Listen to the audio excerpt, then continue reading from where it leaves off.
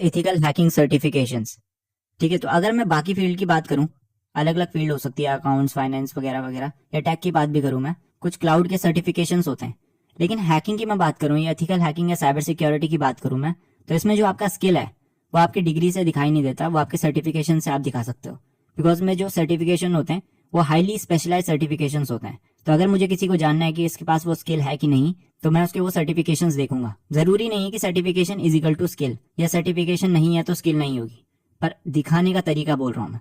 अगर मैं आपकी प्रोफाइल मेरे पास आती है और आपका मैंने इंटरव्यू नहीं लिया अभी तक, तो मैं कैसे जानूंगा कि आपको आपने चीजें करी है? आपके सर्टिफिकेशन से एंड प्रोजेक्ट से। दो चीजें साइबर सिक्योरिटी में सबसे ज्यादा इंपॉर्टेंट है, your projects and your certifications. ठीक है, तो एथिकल हैकिंग में देख लेते हैं हम सर्टिफिकेशंस क्या है हमारे। ठीक है, तो सबसे पहले मैंने यहाँ पे लिखा है फाउंडेशनल आईटी नॉलेज। तो पीछे मैं अगर स्किल्स का देखूं तो सबसे पहले हमारे पास आईटी नॉलेज था। अगर आपको सर्टिफिकेशन करनी है, ठीक है, आपको सर्टिफिकेट चाहिए कि आपकी जो आईटी नॉलेज है वो बिल्कुल स्ट्रांग है, तो आप कॉम्टी या A+ की तरफ जा सकते हैं। ये एक सर्टिफिकेशन है, कॉमचे करके एक कंपनी है, काफी बड़ी कंपनी है, यूएस की कंपनी है। ठीक है, तो ये जो A+ सर्टिफिकेशन है इनका, इसमें जो डिटेल में आपको कंप्यूटर के बारे में पढ़ाया जाता है, बेसिक कंप्यूटर हार्डवेयर के बारे में, कैसे ट्रबल शूट करते हैं आप। तो जो A+ सर्टिफिकेशन है वो हेल्प डेस्क वाले जो लोग होते हैं, मतलब जो टेक्निकल सपोर्ट देते हैं, अगर आपका कोई दिक्कत हो जाती है आईटी वाले बंदे, उनको फोकस करके यहाँ पे ये सर्टिफिकेशन निकाला गया है। और जो इसकी नॉलेज है, आप ओपन सोर्स भी ले सकते हो। ठीक है, यूट्यूब से पढ़ के, गूगल से पढ़ के, जरूरी नहीं मैं बोल रहा हूँ कि सर्टिफिकेशन लेने ही लेने, लेकिन मैंने यहाँ पे इसलिए डाला है ये फाउंडेशनल आईटी नॉलेज में, बिकॉज अगर आप लेना चाहते हो तो आपको एक क्या मिलेगा, एक क्यूरेटेड पाथ मिलेगा आपको यहाँ पे। ठीक है, इनका सिलेबस है, डिटेल में सिलेबस है, आप इसको पढ़ो, एग्जाम दो, सर्टिफिकेशन भी मिलेगा और आपकी नॉलेज भी बढ़ेगी। ठीक है, दूसरा नेटवर्किंग स्किल्स। सेम चीज, नेटवर्किंग आप सीख सकते हो ऑनलाइन, बट अगर आपको सर्टिफिकेशन चाहिए इसमें, तो आप नेटवर्क प्लस की तरफ जा सकते हो, दैट ऑल्सो कम्स फ्रॉम कॉम्टिया। इसके अलावा आप सिस्को के सर्टिफिकेट भी कर सकते हो नेटवर्किंग के, CCNA एक, तो वो नेटवर्क प्लस का आपका ऑल्टरनेटिव हो गया। तो या तो नेटवर्क प्लस कर लो या CCNA कर लो, अगर आपको नेटवर्किंग स्किल्स अपनी बढ़ानी है। और अगर आपको अपना करियर पाथ एक आपको एक्स्ट्रा लेके चलना है, बी ऑप्शन, कि अगर मैं साइबर सिक्योरिटी में नहीं गया तो मैं नेटवर्क सिक्योरिटी में चल जाऊंगा या नेटवर्क इंजीनियरिंग में चल जाऊंगा, तो आप CCNA या नेटवर्क प्लस तब भी कर सकते हो। तो अगर आप ये करते हो तो आपके दो काम हो रहे हैं एक बारी में, हैकिंग में भी इसकी इंपॉर्टेंस हो जाएगी आपकी, एंड दूसरा अगर आपका एक करियर पाथ भी खुल रहा है ऑल्टरनेटिव। ठीक है, तीसरा है लिनक्स स्किल्स के लिए, लिनक्स प्लस सर्टिफिकेशन है कॉम्टिया की तरफ से। सेम चीज है, लिनक्स आप वैसे भी पढ़ सकते हो, घर में आप इंस्टॉल कर लो VMware में या वर्चुअल बॉक्स में, या फिर ड्यूल बूट कर लो अपने सिस्टम को, और लिनक्स को डेली ड्राइवर की तरह यूज करके भी आप सीख सकते हो। पर अगर आपको Linux in detail curated form में चाहिए, तो लिनक्स स्किल्स आपको यहाँ से मिल जाएंगी या सर्टिफिकेशन मिल जाएगा यहाँ पे लिनक्स का। उसके बाद आप साइबर सिक्योरिटी फंडामेंटल जब आप पढ़ेंगे, तो आप सिक्योरिटी प्लस की तरफ जा सकते हो।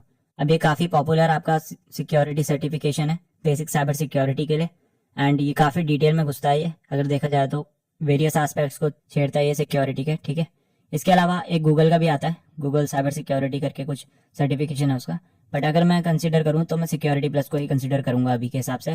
बिकॉज अगर आप इसकी क्रेडिबिलिटी की बात करो, तो अगर आपको यूएस के डिपार्टमेंट ऑफ डिफेंस में काम करना है, तो आपको सिक्योरिटी प्लस चाहिए होता है उसमें, ये मैंने सुना है।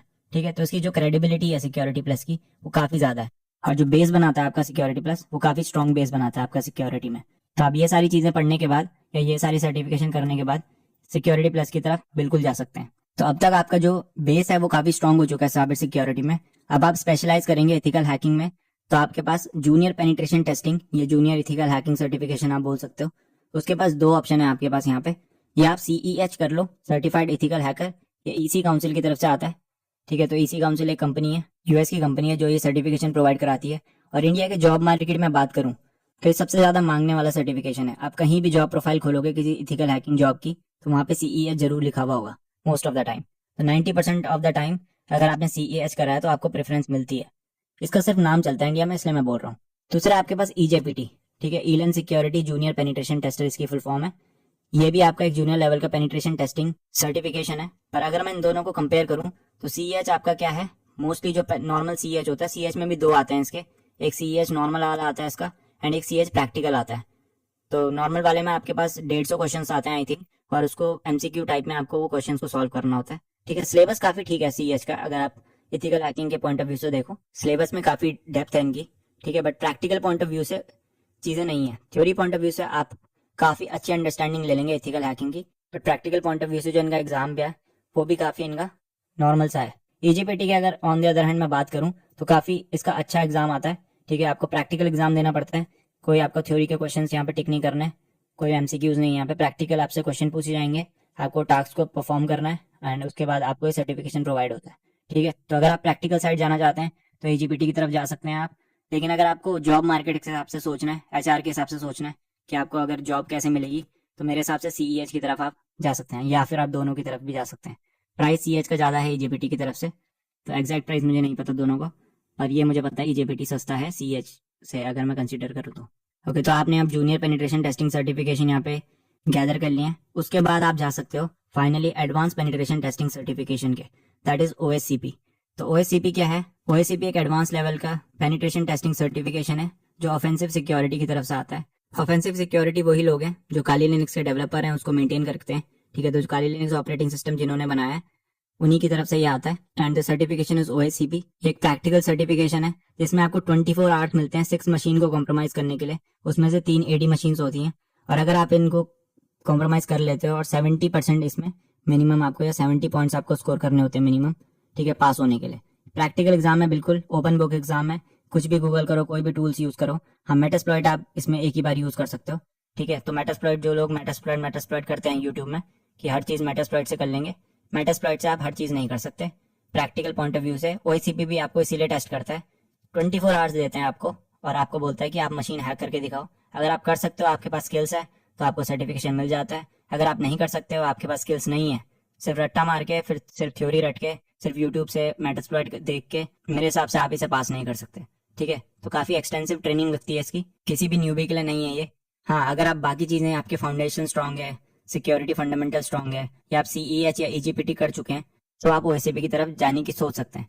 ठीक है, तो एथिकल हैकिंग सर्टिफिकेशन या पेनिट्रेशन टेस्टिंग सर्टिफिकेशन की मैं बात करूं तो उसमें ओएससीपी सबसे ऊपर टीयर में आता है आपके। अभी मैं रेड टीम सर्टिफिकेशन की बात नहीं कर रहा हूँ यहाँ पे। ठीक है, रेड टीमिंग एक अलग कॉन्सेप्ट है। रेड टीमिंग आपका काफी एडवांस कॉन्सेप्ट है पेनिट्रेशन टेस्टिंग के, तो दोनों अलग चीजें हैं।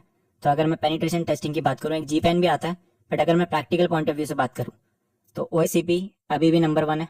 ठीक है, और अगर मैं एचआर के हिसाब से बात करूँ तब भी ओएससीपी अभी भी नंबर 1 है। तो अगर इन दोनों के बीच में आपको कंफ्यूजन थी कि कौन सा करना चाहिए, तो मैं ये बोलूंगा कि आप ईजीपीटी जरूर करिए, सीएच करिए अगर आपके पास पैसे हैं। ठीक है, बट एक बार ईजीपीटी आप कर सकते हैं अगर आपको प्रैक्टिकल नॉलेज की तरफ आप जा रहे हैं, प्रैक्टिकल स्किल्स की तरफ आप जा रहे हैं। बिकॉज ईजीपीटी को जो ओएससीपी है उसका छोटा भाई भी बोला जाता है।